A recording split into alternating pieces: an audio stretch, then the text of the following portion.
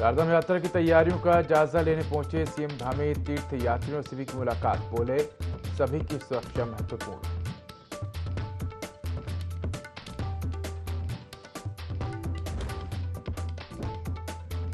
CM Pushkar Singh Dhami का धुआंधार प्रचार जारी। आज पंजाब के मोहाली में सीएम धामी करेंगे प्रचार। भाजपा प्रत्याशी सुभाष शर्मा के पक्ष में करेंगे जनसभा।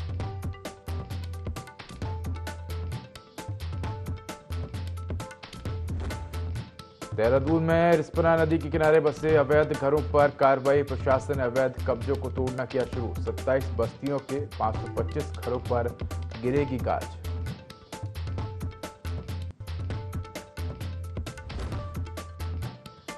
उत्तराखंड में गर्मी ने तोड़ा 20 साल का रिकॉर्ड। 42 डिग्री से ज्यादा पहुंचा तापमान, लोग हुए बेहाल।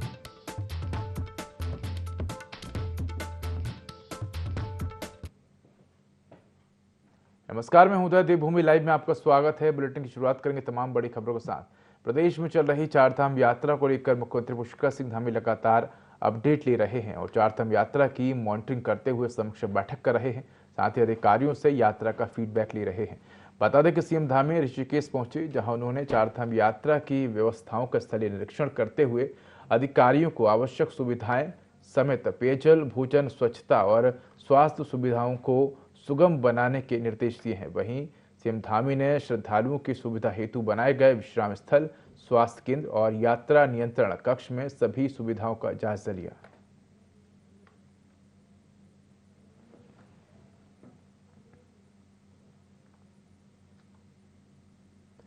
रिस्पना नदी के किनारे 2016 के बाद से किए गए अवैध निर्माण कार्य को हटाने की कार्रवाई शुरू हो गई है।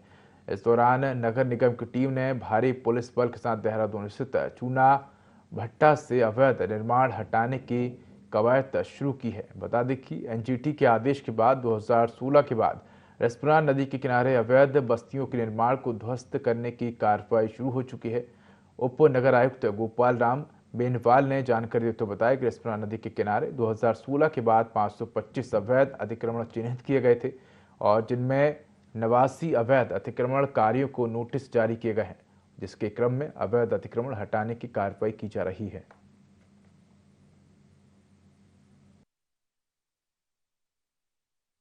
एनजीटी के आदेश के बाद 2016 के बाद से जो लोग अवैध अतिक्रमण के चलते बस्तियों में रह रहे हैं, उनको हटाने का जो कार्य है वो शुरू हो चुका है और ऐसे में देखा जा सकता है कि पूरी तैयारियां जो है इस दौरान यहाँ पर नगर निगम द्वारा की गई है। नगर निगम की टीम खुद यहाँ मौके पर इस दौरान पहुंची है। साथ ही साथ पुलिस प्रशासन की जो टीम है वो भी इस दौरान यहाँ पर पहुंची है। तो ऐसे में जो अवैध अतिक्रमण यहाँ पर किए गए हैं उनको हटाने का कार्यवाही जो है वो लगातार जारी है और बड़ी संख्या में जो पुलिस बल है वो सुबह से ही आज यहाँ पर तैनात किया गया है। आप देख सकते हैं कि चूना भट्टा क्षेत्र में जो है इस वक्त हम लोग मौजूद है और यहाँ पर जो अतिक्रमण हटाने की जो कार्यवाही है वो की जा चुकी है। साथ ही साथ आपको ये भी बता दें कि 525 बस्तियां ऐसी हैं जिनको हटाने का यहाँ पर कार्य इस दौरान एनजीटी द्वारा किया गया है और नगर निगम की टीम और पुलिस प्रशासन की टीम लगातार जो है इसको लेकर के आगे बढ़ती हुई नजर आ रही है। देहरादून से IND 24 के लिए विनय सू। देर शाम हुई मूसलाधार बारिश से चोमेल लूहा घाट सड़क में विशालकाय पेड़ भरभरा कर सड़क पर जा गिरा, जिससे सड़क मार्ग बाधित हो गया। अजय विष्ट ने कहा कि 1 घंटे की मेहनत के बाद पेड़ को सड़क मार्ग से हटाया गया, जिसके बाद यात्रियों को निकाला गया। हालांकि पेड़ सड़क किनारे पड़ा हुआ है, जिससे संबंधित विभाग से हटाने की मांग की है।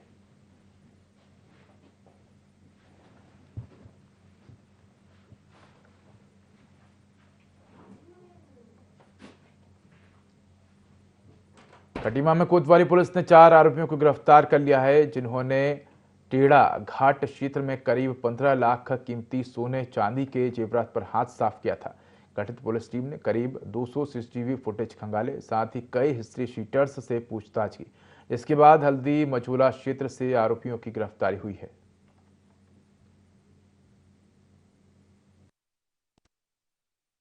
इसमें 4 अभियुक्त गिरफ्तार किए हैं और इनके द्वारा हमने एक और मुकदमे 150/24 का भी माल हमने इनसे बरामद किया है तो लगभग ये दोनों मुकदमे का हमने बरामदगी जो हुई है 15 लाख से भी ज्यादा इसकी अनुमानित कीमत है, जिसमें सफेद धातु और पीली धातु के आभूषण इसमें सम्मिलित है। इसके अलावा हमने एक स्कूटी और एक अपाचे भी इनसे बरामद की है। स्कूटी जो है वो घटना में प्रयुक्त की गई थी और जो अपाचे है वो इन्होंने चोरी के संपत्ति से इसको खरीदा गया था। तो इस पूरी इसमें 2 और एक्यूज हैं जो वांटेड है, इनकी भी गिरफ्तारी के लिए लगातार प्रयासरत है।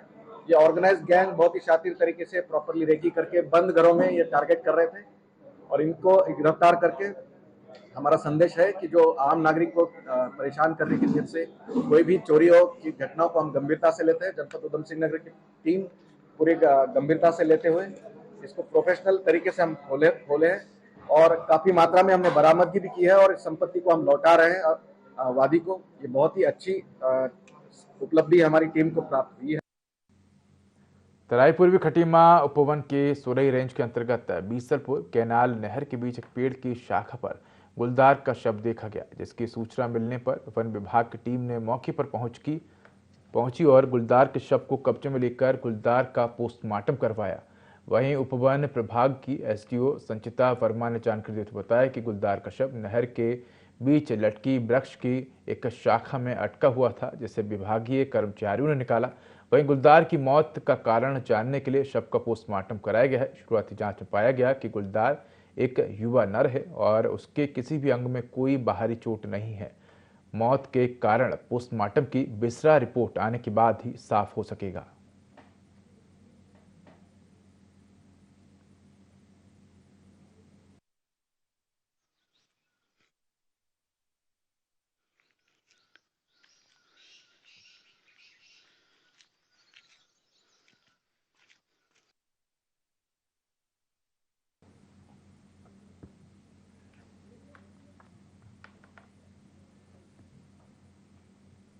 खबर लोहाघाट से है, जहां मूसलाधार बारिश की वजह से बारकोट की गल्ला गांव देवली माफी सड़क कई जगह बंद हो गई, जिस कारण वाहनों का आवागमन अवरुद्ध हो गया। तड़ी गांव के ग्राम प्रधान हेमा तिवाड़ी ने बताया कि बारिश से सड़क में 2 से 3 जगह भारी मलबा आ गया है और जिसके चलते यातायात पूरी तरह से बंद हो गया और कई वाहन सड़क में फंस गए हैं। ग्राम प्रधान ने प्रशासन से जल्द सड़क खोलने की मांग की है। वहीं पीएम जीएसवाई के अभियंता गोपाल कालाकोटी ने बताया कि मामला संज्ञान में आया है, जल्द ही सड़क को खोल दिया जाएगा।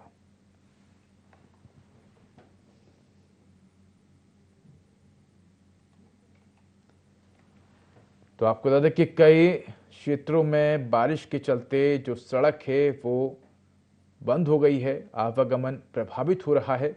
ऐसे में लोगों ने जल्द ही सड़क खोलने की मांग की है। तो लोहाघाट में बारिश के चलते कई जगहों पर यातायात प्रभावित हुआ है। मलबा आने से कई सड़कें बंद हो गई हैं।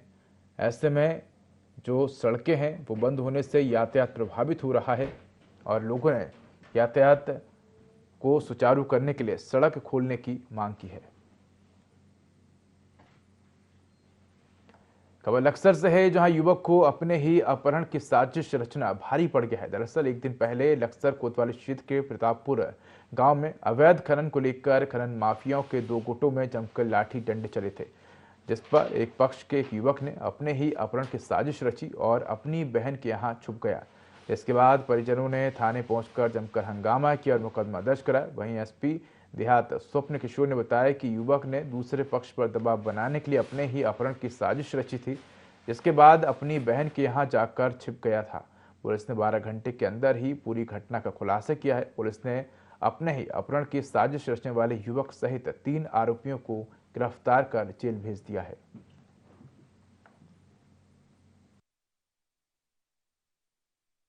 प्रतापपुर लक्सर के द्वारा अपने भाई मोहित उर्फ टीनू के अपहरण की सूचना कोतवाली लक्सर में दी गई थी। चूंकि मामला 2 वर्गों से संबंधित था और पूर्व में विवाद भी इनके मध्य हुए थे, इस कारण एसएसपी हरिद्वार सर के द्वारा विभिन्न टीमों का गठन कर उक्त मामले का अनावरण करने के लिए निर्देशित किया गया था। कई टीमों का गठन किया गया और सीसीटीवी फुटेज और मोबाइल की लोकेशन सभी संबंधित की निकाली गई। कथित अपहृत मोहित उर्फ टीनू को उसके ही भांजे दर्शन के घर जियापोता कनखल से बरामद किया गया। पूरी टीमों के द्वारा समन्वित प्रयासों से ये पूरी घटना का पटाक्षेप किया गया है और कुलदीप, मोहित, दर्शन आदि सभी के विरुद्ध अग्रिम विधिक कार्रवाई और पुलिस एक्ट में चालान की कार्रवाई अमल में रही जा रही है। चारधाम यात्रा के दौरान धामों की 50 मीटर के दायरे में यात्रियों द्वारा रील बनाने के खिलाफ ऑपरेशन मर्यादा के तहत उत्तराखंड की मित्र पुलिस सख्ती से कार्रवाई कर रही है। इस बात को लेकर आईजी गढ़वाल करण सिंह नगनियाल ने कहा कि कानूनी प्रक्रिया के अंतर्गत पुलिस एक्ट 81 के तहत रील बनाने वाले व्यक्ति का मोबाइल फोन लेकर रील डिलीट की जाती है और आर्थिक दंड भरना पड़ता है। साथ ही उन्होंने कहा कि चमोली जनपद में अब तक 70 लोगों के खिलाफ कार्रवाई की जा चुकी है और इसी तरह ऑपरेशन मर्यादा के तहत केदारनाथ मार्ग पर अब तक 66 लोगों के खिलाफ मुकदमे कायम हुए हैं।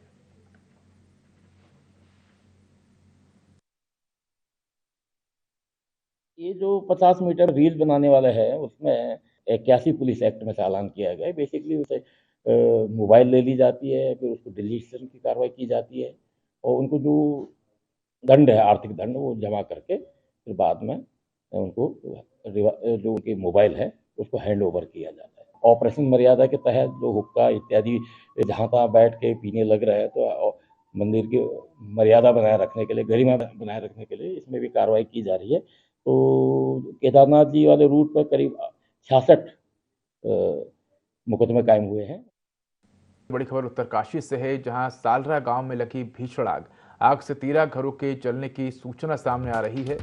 गांव में कुल 90 घर हैं। हिमाचल बॉर्डर पर है सालरा गांव। एयरफोर्स से हेलीकॉप्टर की मदद मांगी गई है। तो बचाव और राहत का कार्य युद्ध स्तर पर जारी है। आपको ये बड़ी खबर बता रहे हैं, जहां उत्तरकाशी से, जहां सालरा गांव में भीषण आग लगी है। आग से 13 घरों के जलने की सूचना सामने आ रही है। तो गांव में कुल 90 घर हैं और हिमाचल बॉर्डर पर स्थित है सालरा गांव। एयरफोर्स से मदद मांगी गई है। बचाव और राहत का कार्य युद्ध स्तर पर जारी है। तो बड़ी खबर आपको बता रहे हैं उत्तरकाशी से, जहां सालरा गांव में भीषण आग लग गई है। आग से 13 घरों के जलने की सूचना सामने आ रही है। तो इसी खबर पर अधिक जानकारी के लिए हमारे साथ सहयोगी दीपक जुड़ चुके हैं। दीपक, क्या सालरा गांव में भीषण आग लग गई है और कई जो घर हैं वो आग की चपेट में आ गए हैं, क्या अधिक जानकारी? जी, मुझे आपको बता दूं कि ये जो आग लगी है जनपद उत्तरकाशी का दूरस्थ क्षेत्र है, मौरी विकासखंड, उसके अंतर्गत एक गांव आता है सालरा, जो कि रोड साइड से 8 किलोमीटर दूर है। और वहाँ पे जो है आज दिन में जो है आग लगी है और लगभग 90 जो घर है इस गाँव में पड़ते हैं। और इसमें जो है जो 13 घर है उनको जो है जलने की जो अभी तक सूचना आई है, क्योंकि वो एक ऐसा क्षेत्र है जो वहाँ पे अभी नेटवर्क भी नहीं है। फिलहाल जो है कोई बड़ी मतलब जो लेटेस्ट अपडेट है वो नहीं आ पाई, लेकिन जो है वहाँ पे ये कंफर्म है कि 13 घर जल चुके हैं और लगभग जो है जो जिला प्रशासन है, आपदा बचाव दल है, वो सभी जो है गाँव में पहुँच चुके हैं और आग बुझाने की प्रक्रिया जारी है। बिल्कुल। और साथ ही साथ उत्तरकाशी जिलाधिकारी है, उन्होंने जो वहाँ पे जो है वायुसेना से जो है आग बुझाने के लिए जो है हेलीकॉप्टर मांगे हैं। बिल्कुल। धन्यवाद दीपक इस खबर पर अधिक जानकारी के लिए।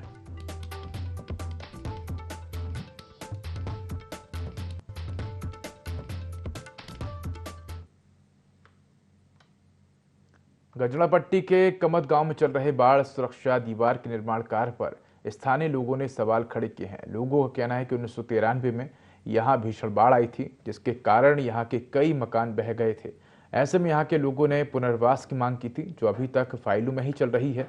वहीं गांव की सुरक्षा के लिए सरकार 4 करोड़ रुपए की लागत से नदी के किनारे दीवार बनवा रही है, जबकि जहां इस दीवार को होना चाहिए था वहां से हटाकर नई जगह काम हो रहा है। साथ ही घटिया निर्माण सामग्री का इस्तेमाल भी किया जा रहा है।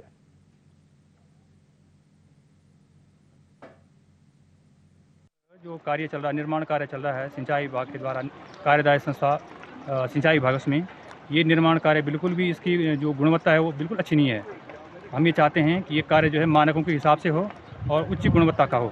आपके माध्यम से हम अपनी आवाज़ को जो है शासन प्रशासन तक पहुंचाना चाहते हैं, क्योंकि हमारी आवाज़ को सुनने वाला कोई नहीं है। सरकार द्वारा ये जलकुंड नदी है और बस्ती की लगातार हम पहले तो पुनर्वास की मांग कर रहे थे, लेकिन सरकार का इस समय पुनर्वास का तो मामला ही नहीं है। तो इसलिए यहाँ पर सुरक्षा हेतु यहाँ पर 4.25 करोड़ रुपए स्वीकृति हुई है। और ये देखा जा रहा है कि मानकों के हिसाब से थोड़ी काम नहीं पाया जा रहा है।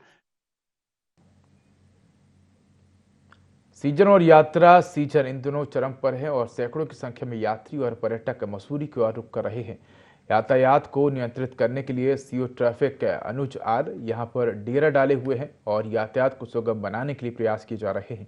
तो वहीं बीते सालों की तरह जाम की स्थिति कम ही देखने को मिल रही है और ट्रैफिक सुचारू रूप से चल रहा है। तो वहीं ड्रोन से यातायात पर नजर रखी जा रही है, साथ ही नो पार्किंग जोन में खड़े वाहनों का चालान भी किया जा रहा है। सबसे पहले मैं ये बता दूं, लैंडोर की व्यवस्था तो दिन प्रतिदिन बहुत ही ज़्यादा बिगड़ती जा रही है और इसके पीछे अगर पार्किंग की सिचुएशन देखेंगे तो ये बहुत ही ज़्यादा चरमरा गई है। हर दुकान के आगे एक गाड़ी खड़ी रहती है, हर दुकान के आगे गाड़ी खड़ी रहती है। आदमी सोचता है कि हमें पर्यटन चाहिए, पर्यटक चाहिए, पर्यटक चाहिए। कहाँ से आएगा पर्यटक? पर्यटक तो जाम में फंस जाता है। अगर आप दुकान के आगे गाड़ी खड़ी करेंगे तो पर्यटक की गाड़ी निकलती नहीं है, बच्चे बीच में फंस जाते हैं, स्कूल के बच्चे, कई बच्चे के पैर में गाड़ी चढ़ जाती है। तो मेरे कहने से पार्किंग जगह है, अगर व्यवस्थित किया जाए तो तरीके से हो सकती है। पहले भी व्यवस्थित हुई है ये। और अगर यहाँ पर मैंने एसआई साहब से बात भी गई थी, राणा जी से, तो उन्होंने कहा था इसके पीछे इस विषय में हम बात कर रहे हैं और एक मीटिंग भी आयोजन कर रहे हैं हम इसके पीछे, जिससे कि ये पार्किंग की व्यवस्था बिल्कुल अच्छी तरह से हो, जिससे सारे दुकानदारों को फायदा मिलेगा। 10 मई से चारधाम यात्रा की शुरुआत हो गई है। चारधाम यात्रा में ऑनलाइन रजिस्ट्रेशन और ऑफलाइन रजिस्ट्रेशन की सुविधा दी गई है, लेकिन अब भीड़ को देखते हुए फर्जी रजिस्ट्रेशन के मामले भी सामने आ रहे हैं। इसको लेकर आईजी गढ़वाल करण सिंह नगनियाल ने बताया कि भीड़ को बढ़ते देख कुछ तत्व इसी में एडिट करके ऐप में जाकर फर्जी तरीके से रजिस्ट्रेशन कर रहे हैं। अभी तक फर्जी रजिस्ट्रेशन का आंकड़ा 45 के पार हो गया है और जिसमें हरिद्वार, उत्तरकाशी, रुद्रप्रयाग में मामले दर्ज हैं। इसकी जांच चल रही है और दोषियों के खिलाफ कार्रवाई की जा रही है।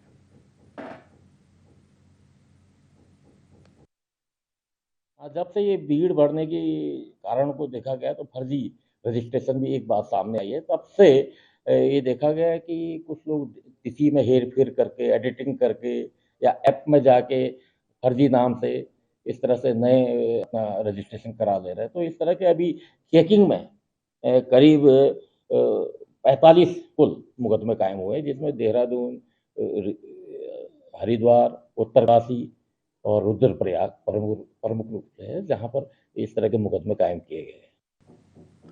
चारधाम यात्रा 10 मई से शुरू हो चुकी है। तो वहीं आने वाले समय में मानसून के बीच चारधाम यात्रा मार्गों में होने वाली दिक्कतों को दूर करने के लिए लोक निर्माण विभाग ने अपनी तैयारियां शुरू कर दी हैं। इसको लेकर लोक निर्माण विभाग के सचिव डॉक्टर पंकज कुमार पांडे ने कहा कि जिन जगहों पर बारिश की वजह से होने वाली लैंडस्लाइड या रोड ब्लॉक की स्थिति हो सकती है, उन स्थानों पर जेसीबी मशीनों को लगाया गया है।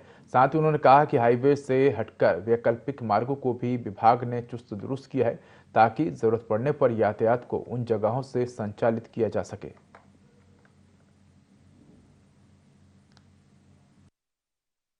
इस बार यात्रा काफ़ी अच्छी चल रही है, काफ़ी ज़्यादा दर्शनार्थी इसमें आ रहे हैं, तीर्थयात्री इस बार आ रहे हैं, उनको हम लोग व्यवस्थित कर रहे हैं।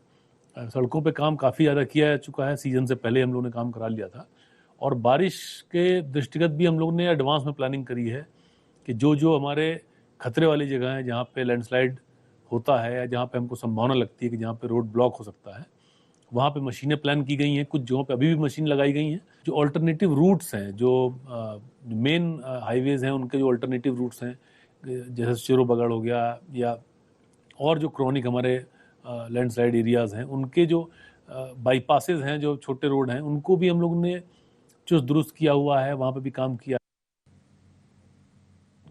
लोहाघाट क्षेत्र की पीएलबी रेणु गरकोटी ने लोहाघाट एसडीएम कार्यालय परिसर में रायकोट क्षेत्र से आई अनुसूचित जाति की महिलाओं को जानकारी दी। जिला विधिक सेवा प्राधिकरण की ओर से निःशुल्क कानूनी सहायता और अन्य सुविधाओं की जानकारी दी गई। साथ ही निःशुल्क कानूनी ज्ञानमाला पुस्तकों का वितरण किया। पीएलबी रेणु गरकोटी ने बताया कि जिला विधिक सेवा प्राधिकरण ने जरूरतमंद लोगों को निःशुल्क कानूनी सहायता और अधिवक्ता उपलब्ध कराया जाता है।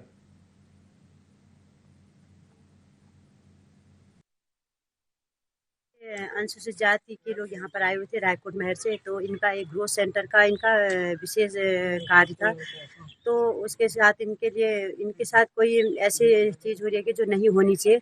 तो इसी उपलक्ष्य में मैंने इनको जिला विधिक सेवा प्राधिकरण से निःशुल्क सहायता हेतु जानकारी दी और जिला विधिक सेवा प्राधिकरण से जो जन जन तक जो निःशुल्क सहायता का प्रावधान रखा है। जैसे कोई भी कागज या जमीन मुद्दा हो तो सुप्रीम कोर्ट ये कहते हैं कि न्याय सबके लिए बराबर है, लेकिन दूरस्थ क्षेत्रों या गरीब जनता को ये अभी तक जानकारी उपलब्ध नहीं हो पाई है कि हमें निःशुल्क अधिवक्ता भी प्राप्त हो सके। इसलिए हम लोग जन जन तक ये जागरूकता अभियान चला रहे हैं। चारधाम यात्रा के दौरान ट्रांजिट कैंप में तैनात पुलिसकर्मियों में से 2 उपनिरीक्षकों निखिलेश और आरती की एक ऐसी जोड़ी है जो रिश्ते में पति पत्नी है। यात्रा के दौरान यात्रियों की सुरक्षा और सेवाओं के लिए एक फोर्स तैनात की गई है। ये दोनों अधिकारी छोटे छोटे बच्चों को घर पर छोड़कर 18 घंटे श्रद्धालुओं की मदद करने का काम कर रहे हैं। एसपी देहात भी इन दोनों पुलिस अफसरों की कार्यशैली से बेहद खुश हैं। उन्होंने दोनों पुलिस अफसरों को प्रशस्ति पत्र देकर उनकी हौसला अफजाई करने का दावा किया है। एसपी देहात लोकजीत सिंह ने बताया कि निखिलेश और आरती की 2 और 4 साल की 2 बेटियां हैं जो ढालवाला में अपनी नानी के पास रह रही हैं। वहीं निखिलेश और आरती दोनों यात्रा पंजीकरण कार्यालय परिसर में 24 घंटे मौजूद हैं। इस समय बहुत चुनौतीपूर्ण जगह पुलिस के लिए भी बनी हुई है, प्रशासन के लिए भी, क्योंकि यहाँ यात्री काफ़ी समय से रुके हुए हैं, तो उनको मैनेज करना एक बड़ी चुनौती है। तो उसी क्रम में हमने यहाँ पर फोर्स डिप्लॉय किया था, तो उसमें अभी पता लगा कि जो 2 सब इंस्पेक्टर्स हैं वो हस्बैंड वाइफ हैं और बहुत मेहनत से यहाँ पर काम कर रहे हैं। सभी यात्रियों की सेवा भाव से वो लोग हेल्प कर रहे हैं, और क्योंकि अभी उनको भेजा जाना अगर संभव नहीं हो पाता तो उनके अलग कई तरह के इश्यूज होते हैं, तो उसको वो लोग हैंडल कर रहे हैं। अगर कोई ऐसा व्यक्ति है जिसको मदद की ज़रूरत है तो आगे बढ़ के वो मदद करते हैं। खोया पाया उसमें भी मदद कर रहे हैं, जिनके छोटे बच्चे हैं उनकी भी हेल्प कर रहे हैं और व्यवस्था बनाने में पूरा सहयोग यहाँ पर दे रहे हैं। चारधाम यात्रा को लेकर उच्च स्तरीय समिति का गठन कर दिया गया है, जिसमें अपर मुख्य सचिव वर्धन अध्यक्ष होंगे। सचिव पर्यटन को सदस्य संयोजक बनाया गया है। वही चारधाम यात्रा को लेकर बीकेटीसी अध्यक्ष अजेंद्र अजय का कहना है कि इस साल बड़ी संख्या में श्रद्धालु चारधाम यात्रा के लिए आ रहे हैं। शुरुआती दौर में कुछ कठिनाइयां हुई थी, लेकिन सरकार और सीएम धामी के नेतृत्व में चारधाम यात्रा सकुशल चल रही है। प्रदेश सरकार के साथ बद्री केदार समिति और विभागों का प्रयास है कि तीर्थयात्रियों की यात्रा सुरक्षित रहे, इसलिए निरंतर प्रयास किए जा रहे हैं। बड़ी भारी संख्या में श्रद्धालु तीर्थयात्री धामों में आए हैं और अप्रत्याशित भीड़ श्रद्धालुओं की उमड़ी है। शुरुआती दौर में कुछ कठिनाइयां जरूर हुई, क्योंकि आप जानते हैं कि जो हमारे धाम है वो उच्च हिमालयी क्षेत्र में अवस्थित है। वहाँ की भौगोलिक परिस्थितियां बड़ी विकट हैं, मौसम वहाँ पर लगातार चुनौती बनी रहती है। तो इसके बाद शुरुआती दौर में कुछ कठिनाइयां रही, लेकिन उसके पश्चात से प्रदेश सरकार के स्तर से माननीय मुख्यमंत्री जी के कुशल मार्गदर्शन में जो चारधाम यात्रा हमारी बहुत सुव्यवस्थित चल रही है, और प्रदेश सरकार का बद्रीनाथ केदारनाथ मंदिर समिति का सभी का प्रयास है। यात्रा व्यवस्था से जुड़ी हुई जितनी भी एजेंसियां विभाग हैं, सभी प्रयास कर रही हैं कि जो भी श्रद्धालु तीर्थयात्री हमारे धामों में आ रही है उनकी यात्रा सुरक्षित रहे, सुगम हो, इसके लिए निरंतर प्रयास किए जा रहे हैं। उत्तराखंड में निकाय चुनाव की तैयारियों के बीच राज्य में अतिक्रमण के मुद्दे पर सियासत गर्मा गई है। दरअसल एनजीटी के आदेश के बाद देहरादून नगर निगम और एमडीडीए ने रिस्पना किनारे बसी बस्तियों में सरकारी भूमि पर चिन्हित करीब 500 मकानों को नोटिस देने की प्रक्रिया पूरी कर ली है। इस सूची में जिन लोगों के नाम शामिल है उनको 1 हफ्ते के भीतर खुद मकान ढहाना होगा। इसके बाद दोनों महकमे ध्वस्तीकरण की कार्रवाई करेंगे। इसके लिए निगम ने जिला प्रशासन और पुलिस को पत्र लिखकर फोर्स मांगी है। बता दें कि एमडीडीए और नगर निगम की टीम ने बीते दिनों सर्वे कर रिस्पना किनारे 525 मकान चिन्हित किए थे। देखिए, भारतीय जनता पार्टी किसी भी मलिन बस्ती को तोड़ने की योजना नहीं बना रही है, नहीं भारतीय जनता पार्टी की सरकार की कोई ऐसी मंशा है। लेकिन एनजीटी के आदेश जो हुए हैं उसको लेकर सरकार उसको गंभीरतापूर्वक ले रही है, और उसके जो आदेश एनजीटी के जो आदेश हैं उसका गंभीरतापूर्वक से अध्ययन किया जा रहा है, और गरीब आदमी को किसी भी प्रकार का कोई नुकसान न हो, इसके लिए भी सरकार पूरी तरह से तैयार है। बस्तियों का नियमितीकरण करना है या उनको जो है हटाना है, इस मामले में भाजपा की कोई नीति है ही नहीं। आप देखिए ना, भाजपा जो है एक ओर तो बस्तियों को बचाने के लिए अध्यादेश लेके आई, दूसरी ओर जो है आप बस्तियों को नोटिस दे रहे हैं। अब जो है बस्तियों को अगर आप उजाड़ना चाहते हैं तो उनको कहाँ विस्थापित करेंगे, उनके पुनर्वास की क्या योजना सरकार के पास है। निश्चित तौर पर जनता जो है आने वाले समय में, चाहे वो निकायों के चुनाव हो चाहे विधानसभा के चुनाव है, भाजपा को सबक सिखाने का काम करेगी। फिलहाल इस बुलेटिन में इतना ही। खबरों के अधिक अपडेट के लिए देखते रहिए आई24। नमस्कार।